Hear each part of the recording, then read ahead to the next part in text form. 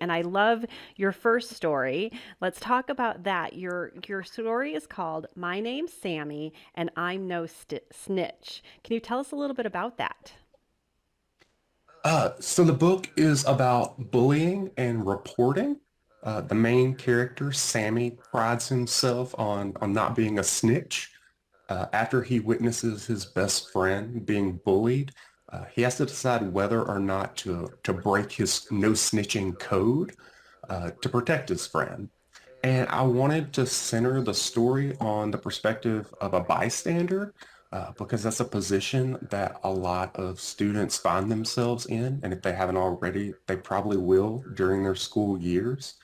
I think I knew I wanted to create a series as soon as I started writing Sammy, not focused on a particular character necessarily, but on the setting, this school setting of Chicory Elementary School, my fictional elementary school, just on this school community, because there's such a diversity of lived experiences among elementary school students. There's different problems to be dealt with, and I just knew I wanted to keep exploring that.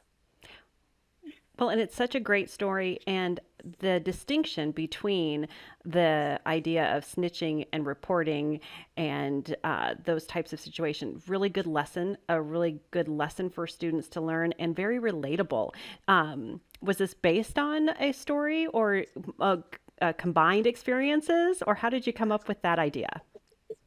Okay, I can answer that. Going kind of back into to how I got into writing, uh, tell you a little bit about how I got into writing for Boys Town Press, where that idea came from. And I attended a counseling conference, and Julia Cook was the keynote speaker. And she had a smaller session the next day after her larger speech. And I went to that, and she talked about her books and her process.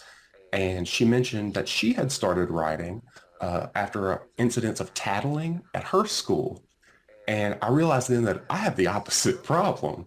Students didn't speak up when they needed to, when it was important for them to do so. So I just thought, hey, why couldn't that be a helpful thing to explore in a book as well? Yeah, it's a great book. In addition to the book, you also created some downloadable activities. Can you tell us a little bit about those?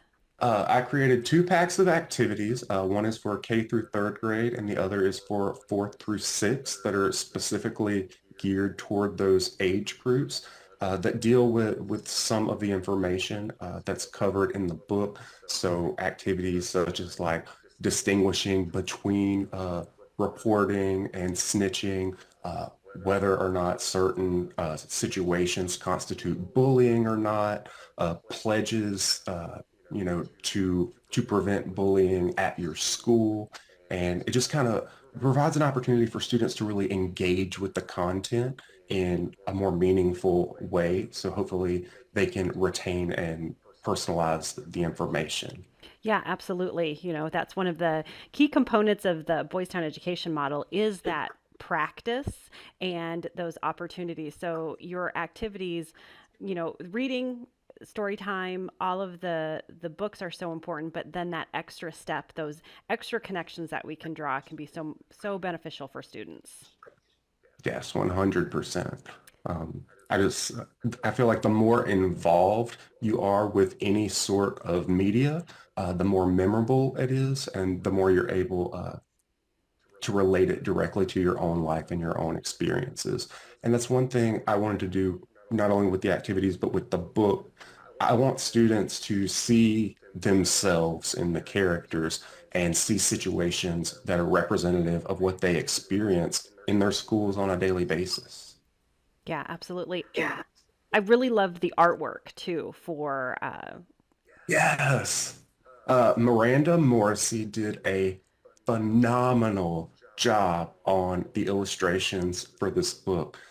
When they were asking about like corrections or if I would change anything, I'm like, no, she did it like she captured it perfectly. So I can't brag enough on the work she did. The illustrations are absolutely astounding. it is such a bright, vibrant book. I love the colors and the details. It is amazing. So not only is it a fantastic story, but the illustrations just take it up there a little bit, even higher.